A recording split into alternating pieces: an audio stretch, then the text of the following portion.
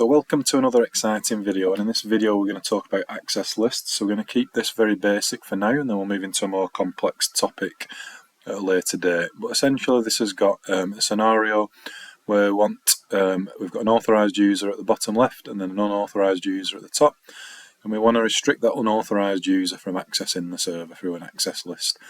Now, prerequisites for this video is to understand, you need to be able to configure a router. I'm going to go through that very quickly, but you also need to understand IP addresses and how subnet masks work.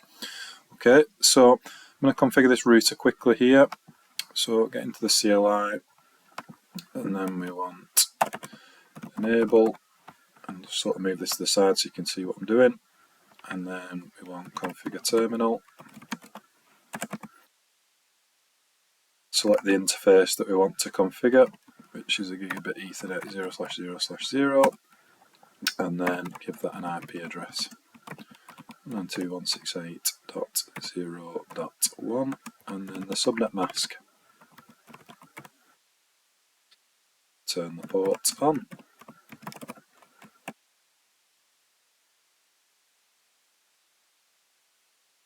Okay, I'm going to do the same for the opposite side as well. So I'm going to scroll through these commands to make it quicker.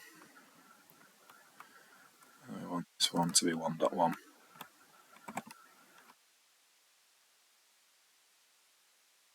Turn the port on. Okay, so that's our routers that should be working.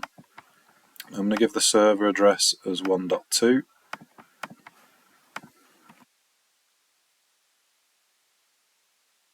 Corresponding default gateway. Give these addresses as well. So I'm going to give the authorized user 0.2.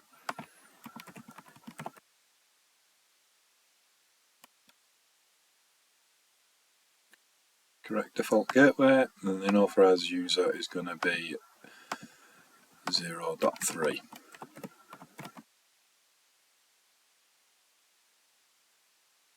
Default gateway. Okay, so that's us up and running. So let's just check we can connect from the unauthorized user at the moment. So we'll try and connect with the server, which is 1.2. Would get a reply. Yep, okay, so we're good.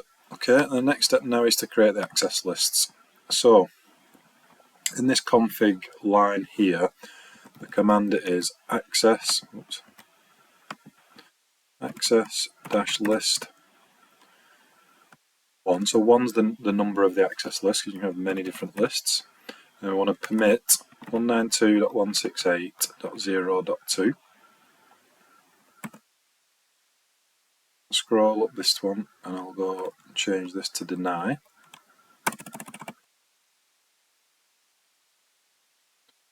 And I want to deny 0.3. Okay. Then I need to assign it to an interface. So this is important here. So you really want to assign this rule to the flow of traffic. So the flow of traffic in this scenario is going from left to right to the server. So the interface is 0/0/0. That's the furthest left router address, router interface. So interface Ethernet 0/0/0, and then I need to assign it to an access group.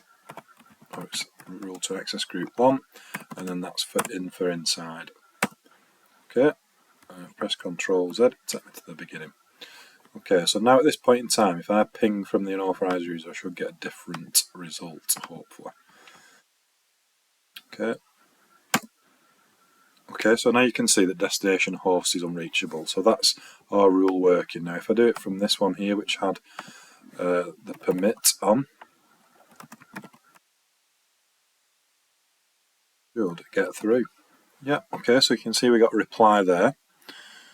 Okay, so in this particular scenario here, that is an access list created. Now, you might be sat there thinking, no, this is a manual task.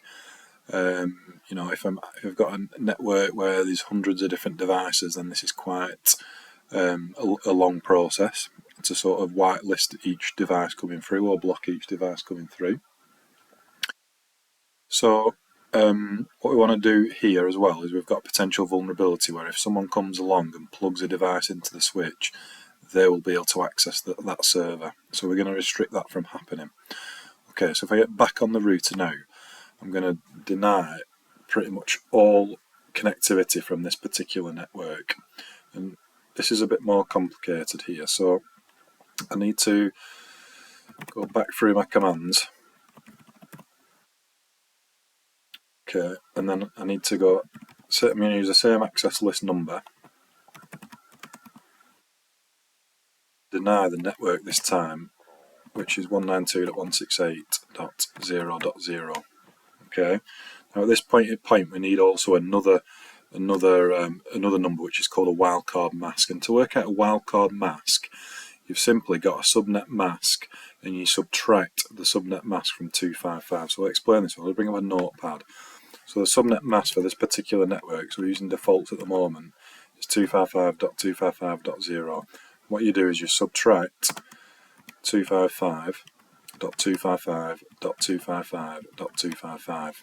Okay, that will then give us the answer 0.0.255. Okay, so it's basically flipped.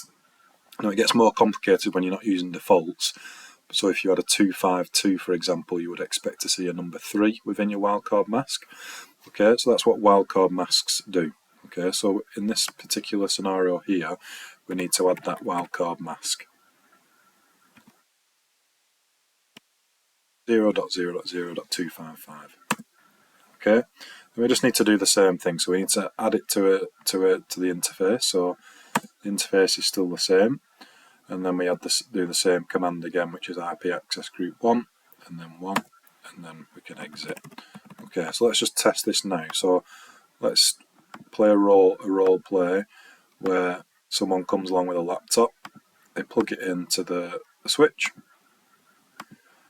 give them an IP address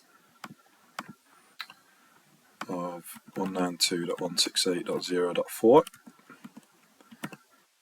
2.168.0.1 is the default gateway.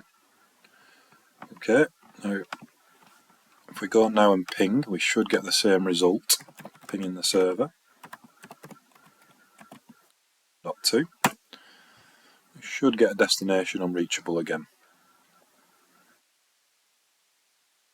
Okay, there we go. So destination host unreachable. So that is essentially blocking this entire network, other than the authorized user that we've accepted to come through. So that's the basics of access lists at this point in time.